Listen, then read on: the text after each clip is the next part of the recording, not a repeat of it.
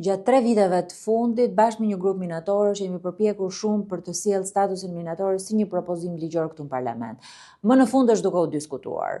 Statusi minatorit është një domosdoshmëri për një nga profesionet më të vështira, për një nga profesionet me impakt më të madh mbi jetën, mbi shëndetin, për një nga profesionet i cili fatkeqësisht me një pagesë shumë të vogël, ndërkohë që nën toka shqiptare është kaq e pasur, është kaq e çmuar, shfrytëzohet kaq keq nga kontrata koncesionare që nuk japin asgjë minatorëve.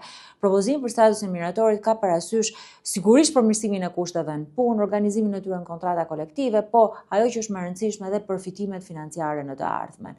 Përfitime financiare që i kanë të domosdoshme, sepse prej shpenzimeve të shumta shëndetësore për to dhe për familjen, ato kanë nevojë edhe për kurim mbasi dalin nga ky profesion. Qeveria shqiptare ka dështuar që të kontrollojë kontratat koncesionare miniera, po që dhe t'i ofrojë këtyre minatorëve një pension dinjitoz. Për 3 vite me radhë ato janë duke protestuar çdo të njëjtën hyrje të kuvendit. Dhe ky propozim për statusin minatorit, me rritje të përfitimeve, po edhe me uljen e moshës të punës në përminiera, unë besoj është ajo që i duhet industrisë. Ka nevojë vetëm për vullnet politik për të zgjidhur gjërat. Ka nevojë për këto 11.000 minatorë që ne t'i mbështesim, që dalin përtej politikës e t'i ofrojmë atyre një pagesë dinjitoze.